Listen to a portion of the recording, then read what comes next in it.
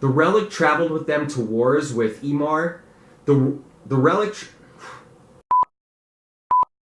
Ark of the Covenant, once the most important symbol in Judaism history, the only physical manifestation of God on earth. It helped win wars, inspire nations, and killed anyone who came into contact with it. Legend has it the Ark was responsible for destroying the walls of Jericho during war and splitting the Jordan River, allowing the Jews to cross safely into Canaan. So what is this mythical relic and where did it disappear to? This is the Ark of the Covenant Treasure Hunter series. Did he just say that anyone who touched the Ark died? That seems a little ridiculous. Well, I thought so too, so here's a fun fact before we get this going. The Ark may have represented man's first harnessing of electricity, although the poor bastards didn't know it at the time. The accounts given of people's sudden deaths from touching the Ark are consistent with death by high voltage or a lethal electric charge. The charge could have resulted from the constant exposure the box had to static electricity, which builds up quickly in hot and dry climates like the Middle East. The materials that the Ark was made of further support the theory. Gold is one of the most powerful electrical conductors in the world, and wood is an excellent insulator. How freaking trippy is that? I digress. Now I'm sure you've all heard the story of Moses disappearing from his village in Israel for 40 days to receive the 10 Commandments from God. When Moses didn't return in time, his people rebelled, demanding a new leader be chosen at once. Adam, one of the villagers, tried to stall the community by requesting all the town's gold and jewels. Long story short, a golden calf was made of the treasures so it could be worshipped in place of the missing Moses. Finally, when he returned from his 40-day journey that night, the scene was out of control and ugly. Moses threw down the 10 Commandments in disgust, which were made of stone and shattered on contact. This is referred to as the golden calf incident. God realized after the incident that Israelites needed something physical to worship. Moses had only left for 40 days and everyone was freaking out. So God commanded an ark and a tabernacle be built as an outlet for a physical representation of himself. Boom, problem solved. The construction of the ark was commanded by God to Moses while the Jews were still camped at Sinai. According to the book of Exodus, Mount Sinai is the mountain at which the 10 Commandments were given to Moses by God. The construction of the ark began while the Jews were still camped at Sinai. The ark was a box with the dimensions, and this is from the Bible, so bear with me. I'll explain. 2.5 cubits in length, by 1.5 cubits in height, by 1.5 cubits in width, and a cubit is about 18 inches. It was constructed of acacia wood and was plated with pure gold inside and out. 4 gold rings were attached through which 2 poles also made of acacia and coated in gold were placed. The family of Kahath of the tribe of Levi would carry the ark on their shoulders using these poles. Covering the box was a capparet, a pure gold covering that was 2.5 by 1.5 cubits. Again, a cubit is about 18 inches. Attached to the capparet were 2 sculpted cherubs, also made of pure gold, which are the 2 angels you see here on the top of the ark. The cherubs faced one another, their wings wrapping around their bodies and touching between them.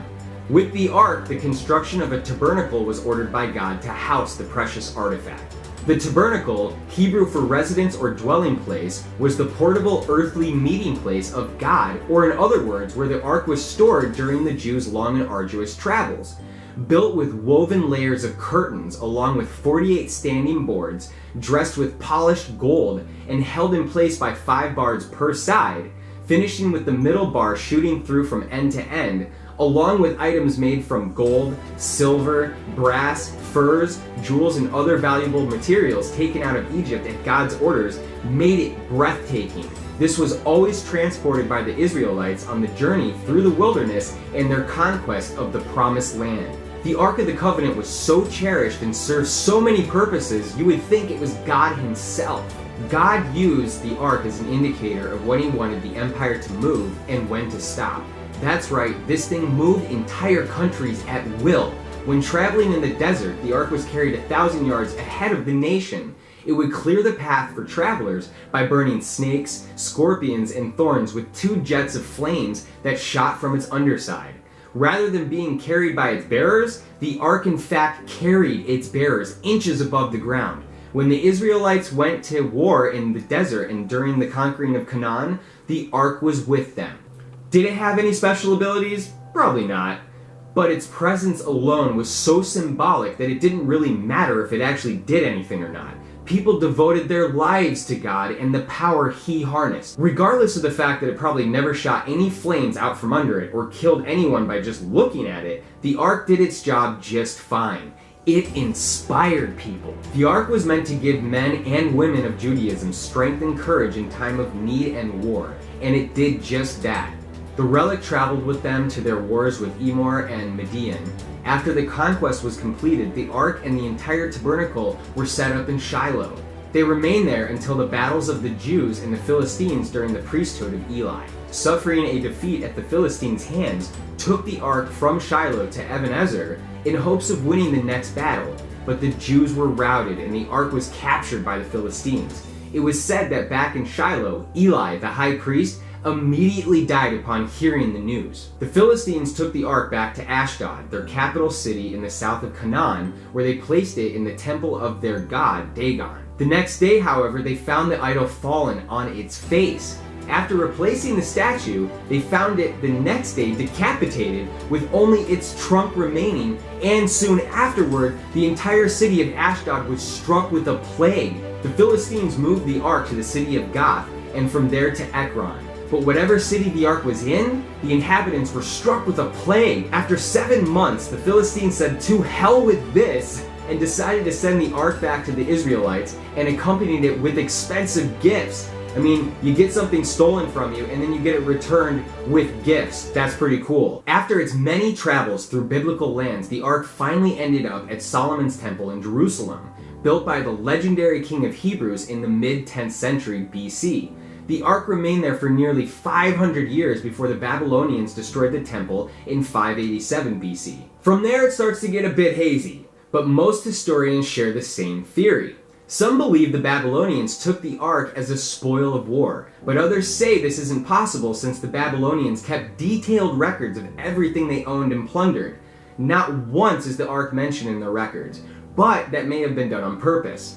Others claim Josiah, a Hebrew king, learned of the impending invasion and secretly hid the relic on Temple Mount or in a cave near the Dead Sea. From there it's said that the Knights Templar somehow discovered the Ark and transported it from Jerusalem to England, then moved it to the Chartres Cathedral in France during World War I, where it has remained ever since. One of the more popular and most unlikely theories is the Ark is under close watch at the Church of Mount St. Mary of Zion in Axum, Ethiopia. A monk known as the Keeper of the Ark guards the sacred chest but never allows anyone to see it.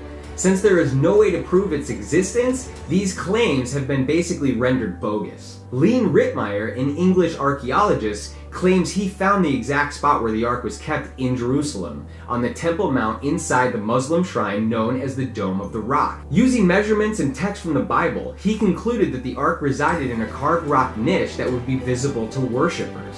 Unfortunately, Jewish and Islamic authorities are preventing anyone from excavating the site. The 2,000-year-old mystery continues to baffle and intrigue people across the world. If the Ark of the Covenant was ever found, it would be an incredible day. Besides it being beyond priceless, it could answer questions about religion, our history, and show us just how far we have come since then. Thank you guys so much for watching. Don't be shy, leave a comment and a thumbs up if you liked the video.